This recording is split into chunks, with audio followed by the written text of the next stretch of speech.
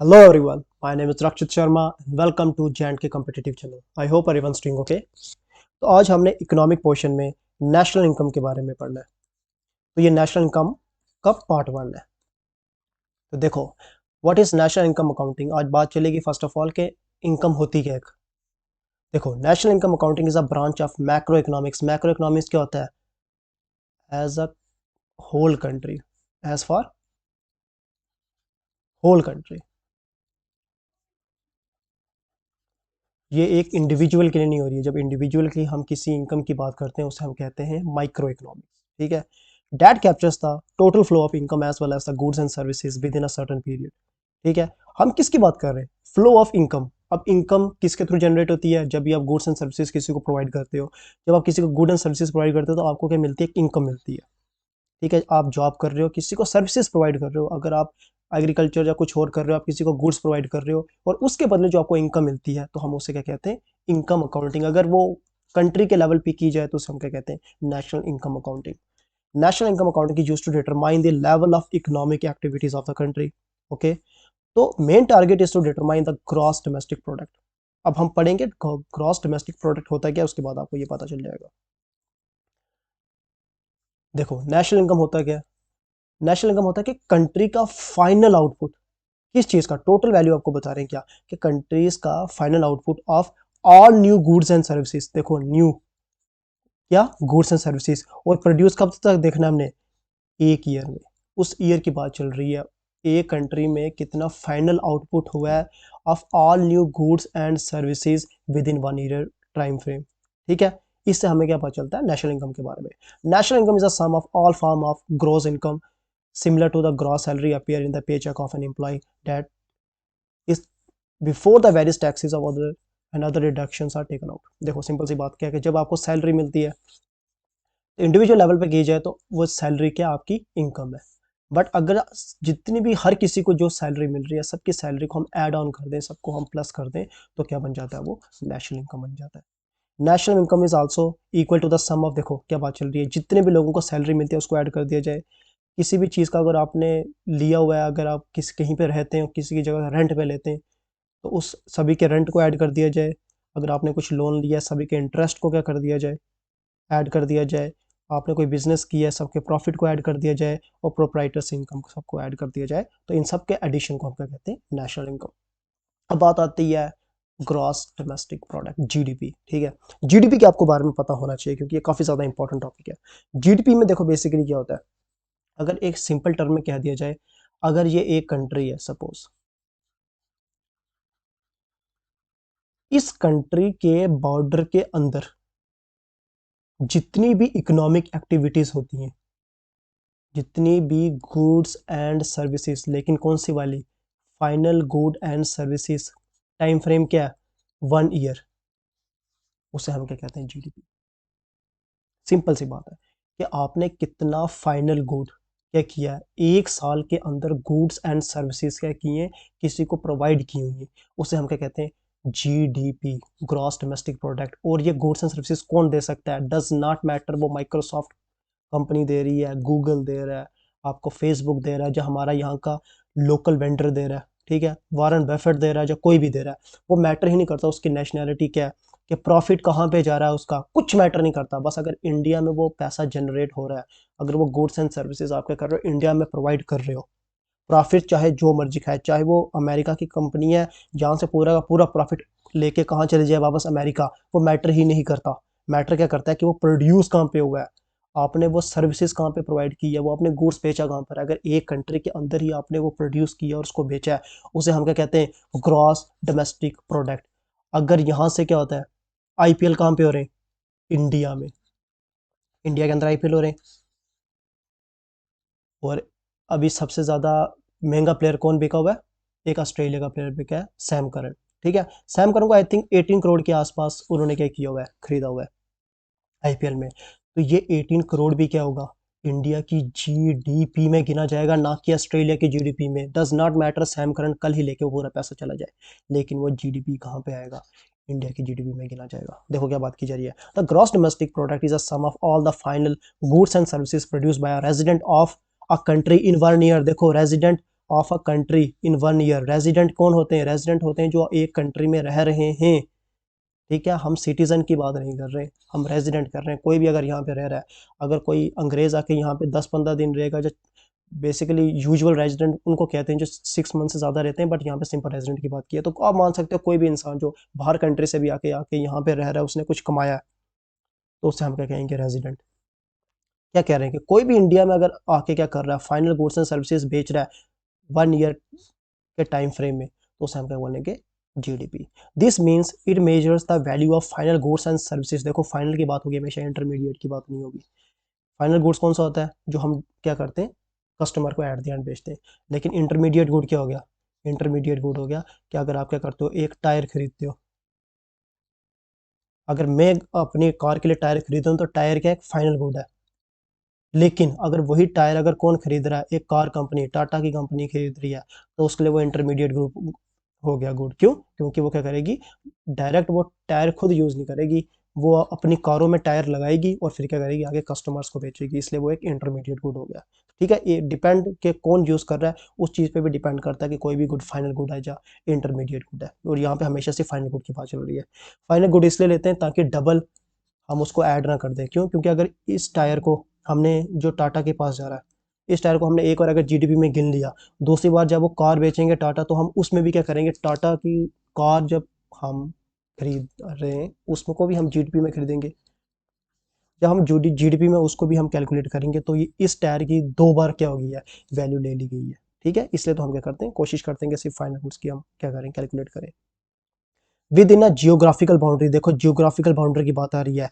एक कंट्री के अंदर डज नॉट मैटर के कौन क्या कर रहा है, regardless of nationality. Sam Curran को मिल रहे हैं, बिल गेट्स को मिल रहे हैं, वॉरेन बफेट को मिल रहे हैं, ओबामा को मिल रहे हैं, जिस मर्जी को, जॉर्ज बुश को मिल रहे हैं, जिस मर्जी को मिल रहे हैं, डज नॉट मैटर। अगर इंडिया के अंदर वो कमाई जा रही है, तो उसे हम क्या कहते हैं? GDP. It refers to only final output. देखो फाइनल आउटपुट की बात चल रही है of such goods and services in order to avoid क्या? डबल और triple counting of raw materials, intermediate products और इवन फाइनल गुड्स। देखो 4 एलिमेंट देखने पड़ते हैं जीडीपी के लिए। क्या? कि टोटल वैल्यू प्रोडक्शन कितनी है, फाइनल गुड्स क्या कर रहा है, what are the final goods and services produce, क्या प्रोड्यूस किया गया है, वेयर, वेयर पक्का किया जाता है। क्यों? क्योंकि with in a boundary, country की बाउंड्री के अंदर, कंट्री की बाउंड्री के अंदर। और यहाँ पे क्या लिखा है? Where are they produce. ठीक है, ये बातें आपको याद रखनी है। अब जीडीपी क्या होता है? बेसिकली किस किस चीज़ों से होता है? जीडीपी, जीएनपी वगैरह हम किए जाते हैं, हम उनको मेजर करेंगे आगे, हम पढ़ेंगे पूरा ये क्या, कि इनकम मेथड क्या होता है, एक्सपेंडिचर मेथड क्या होता है, कंजम्पशन मेथड क्या होता है। ठीक है, और जीडीपी बेसिकली होता है क्या? कि सम करते हैं हम कंट्री में क्या, कि all the services and goods that are produced in a country within a 1 year, उसे हम क्या कहते हैं? जीडीपी। तो हम उसकी बात करेंगे आगे चल के, बट हम उससे पहले हम क्या करेंगे? जीडीपी का देखेंगे, जीएनपी देखेंगे, हम डिफ्लेटर के बारे में देखेंगे, बेस ईयर्स के बारे में देखेंगे। तो ये टर्म्स हमें कुछ पता होनी चाहिए सबसे पहले। अभी हमने बात क्या की थी कि जीडीपी क्या होता है? Sum total of all the goods and services produced inside India. Inside India देखो, रेमिटेंसेस, रेमिटेंसेस क्या होता है? कि बाहर, अगर इंडिया से कोई बाहर गया, सपोज अगर कोई भी आपका फ्रेंड कहाँ पे चला जाता है? यूके में चला जाता है, और वहाँ से वो क्या करता है? इनकम काम कर रहा है, और वो इनकम किसको भेज रहा है? इधर अपने मॉम डैड को घर में भेजता है। ये जीडीपी में नहीं आएगा। ये किसकी जीडीपी में आएगा? ये वाले जो पैसे आ रहे हैं, ये यूके की जीडीपी में आएगा। चाहे मेरा दोस्त कमा रहा है, ठीक है, मेरा दोस्त यूके में है, वो कमा रहा है ना जो पैसे, वो यूके की जीडीपी में आएंगे। चाहे वो पूरा का पूरा पैसा कहाँ भेज रहा है, इंडिया में भेज रहा है, वो मैटर ही नहीं करता। क्यों? क्योंकि जैसे हमने बात की थी सैम करन की, सैम करन क्या कर रहा है? जितना पैसा आईपीएल से कमा रहा है, कहाँ भेज रहा है? ऑस्ट्रेलिया भेज रहा है। मैटर करता है? नहीं करता। क्यों? क्योंकि इंडिया के जीडीपी में आ रहा है, चाहे वो पूरा का पूरा ऑस्ट्रेलिया में भेज ले। इसलिए रेमिटेंसीज फ्रॉम अब्रॉड, जो रेमिटेंसीज वहाँ से पैसे आते हैं, वो काउंट नहीं होंगे इसमें, जीडीपी में। Types of gross domestic product, ठीक है। Nominal GDP refers to the current year production. देखो ये 2 टाइप के होते हैं, एक तो हो गया आपका नॉमिनल जीडीपी, और एक हो गया आपका रियल जीडीपी। रियल से नाम से ही पता चलता है कि ये रियल वैल्यू है, और नॉमिनल का क्या पता चलता है? कि ये रियल वैल्यू नहीं है। सिंपल सी बात है। नॉमिनल क्या हो गया? Current year. ये 2 बड़ा हमेशा पक्का याद रखना, ठीक है। एक आगे मैं आपको चलो बताऊंगा, ये आप पहले हम देख लेते हैं यहाँ पे क्या लिखा है। Nominal GD refers to current year production of final goods and services valued at current year price.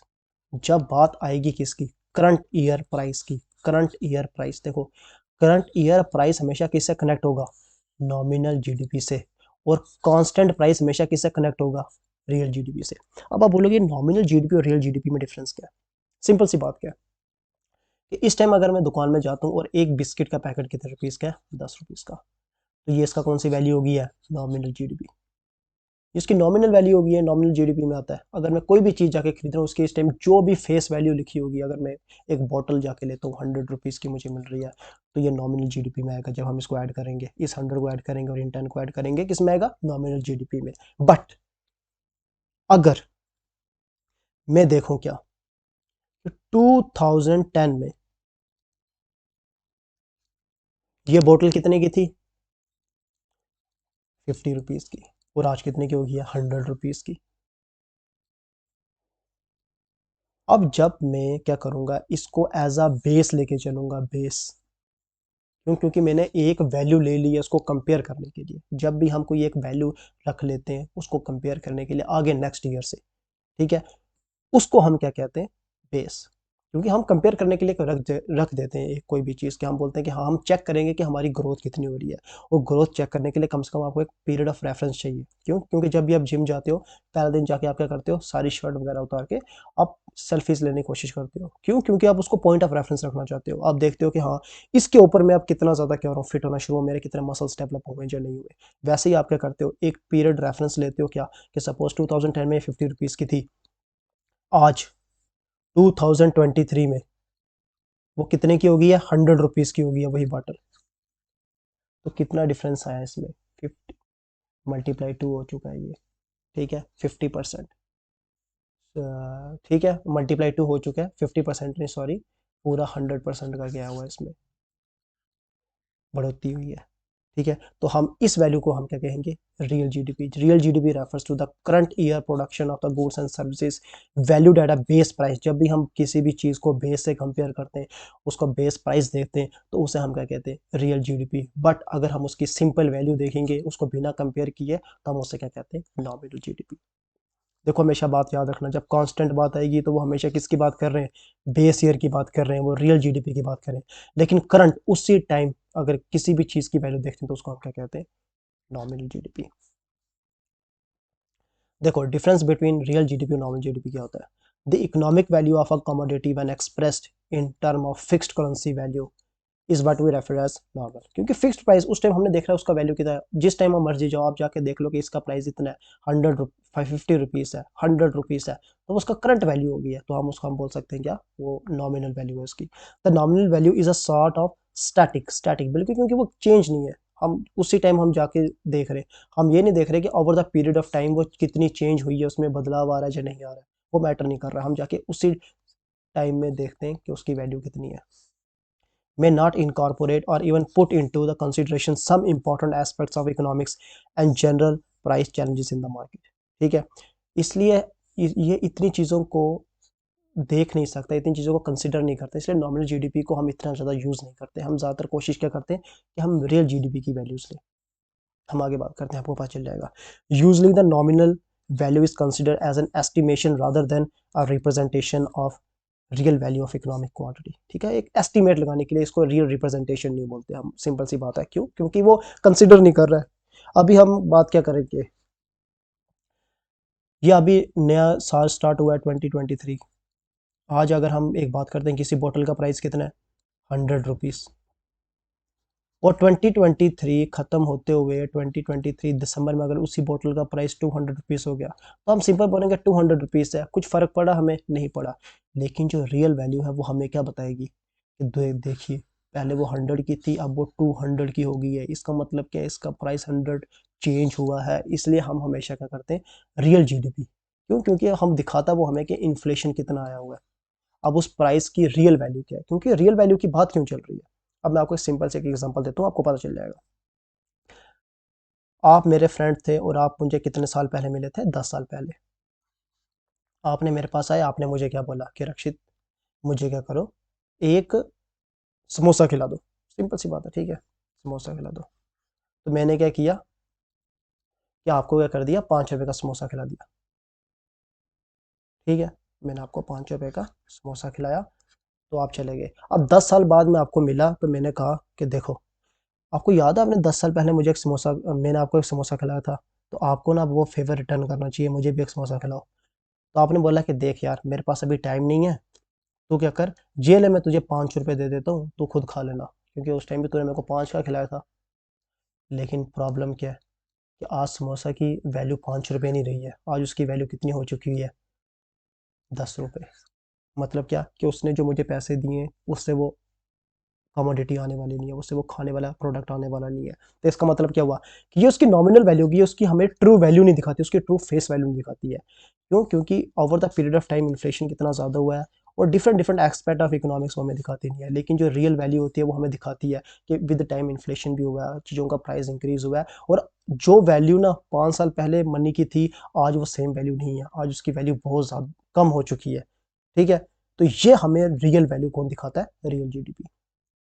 To determine the real value of commodity or a market, the rate of inflation is subtracted from the nominal value of the economic factor being measured। ठीक है, इसलिए हम क्या करते हैं कि जब भी हम किसी भी चीज़ की रियल वैल्यू देख रहे होते हैं, तो हम क्या कर देते हैं, नॉमिनल जीडीपी, नॉमिनल वैल्यू से हम क्या सब्ट्रैक्ट कर देते हैं, इन्फ्लेशन को कर देते हैं। हम आगे डिफ्लेटर के बारे में पढ़ेंगे, आपको पूरी नॉलेज हो जाएगी उससे। देखो, नॉमिनल वैल्यू क्या होता है, the value of something today. ठीक है, कोई भी चीज़ की वैल्यू आज कितनी है उसे हम क्या कहते हैं, nominal. But the real value क्या होती है, the value of something after accounting for inflation. क्यों? क्योंकि अगर आपको, अगर 5-10 साल पहले जो समोसा अगर आपको 5 रुपये में मिल रहा था, अगर वही आज समोसा आपको कितने का मिल रहा है, वो समोसा आपको आज 10 रुपये का मिल रहा है, इसका मतलब क्या, इन्फ्लेशन कितनी बढ़ चुकी है, इसके लिए इन्फ्लेशन बढ़ चुकी है 100%। आज उसकी वैल्यू कितनी हो चुकी है, 10 रुपीज़ होगी। अगर हम इन्फ्लेशन को निकाल दें तो इसकी वैल्यू वापस कितनी हम दिखाएंगे, हम उसको 5 दिखाएंगे। ठीक है, अब पता चला आपको रियल वैल्यू क्या होती है। रियल वैल्यू होगी कि उसकी सही, अगर आपने 10 साल पहले अगर कोई भी चीज़ आप खरीद रहे थे, अगर 100 रुपये में जो चीज़ खरीद रहे थे, आज वो सेम 100 रुपये की चीज़ नहीं आएगी, क्योंकि उस टाइम के 100 रुपये में और आज के 100 रुपये में बहुत डिफरेंस है। उस टाइम का 100 रुपये बहुत ज़्यादा स्ट्रॉन्ग था, आज का 100 रुपये बहुत ज़्यादा वीक है, because of inflation. Over the period of time चीज़ों के प्राइस इंक्रीज होते हैं और वैल्यू क्या कम हो जाती है, मनी की वैल्यू कम होती जाती है। नॉमिनल जीडीपी मेजर्स क्या करती है, अभी हमने बात की थी करंट प्राइस, अभी क्या बात चल रही है, उसमें कोई एडजस्टमेंट नहीं होती इन्फ्लेशन की। जब हम नॉमिनल जीडीपी की बात करेंगे, इन्फ्लेशन का कोई लेना देना नहीं है, सिंपल सी बात करेंगे, सीधा जाएंगे किसका क्या प्राइस है, बस बात करके हम बात खत्म हो गई है। लेकिन जो रियल जीडीपी होती है वो कांस्टेंट प्राइस में चेक करता है। कांस्टेंट प्राइस क्या हो गया, वो इन्फ्लेशन को एडजस्ट करके हर चीज़ को क्या करता है, देख के फिर वो क्या करता है, आपको रियल जीडीपी दिखाता है। When economist are discussing economy growth, they are referring, वो रियल जीडीपी की बात करते हैं, ना कि नॉमिनल जीडीपी की बात करते हैं। आई होप आपको जीडीपी के बारे में पता चल गया होगा। देखो, हम नेक्स्ट सेशन में जीएनपी, एनएनपी, डिफ्लेटर, इन सब के बारे में पढ़ेंगे, और फिर हम चलेंगे किसके बारे में, नेशनल इनकम अकाउंटिंग के बारे में, जो हमारा ओरिजिनल टॉपिक है, जिसमें हम बात करेंगे क्या, इनकम मेथड क्या होता है, एक्सपेंडिचर मेथड क्या होता है, एट मार्केट प्राइस क्या होता है, एट फैक्टर कॉस्ट क्या होता है। तो आई होप ये आपके लिए सेशन हेल्पफुल रहा होगा। Thank you.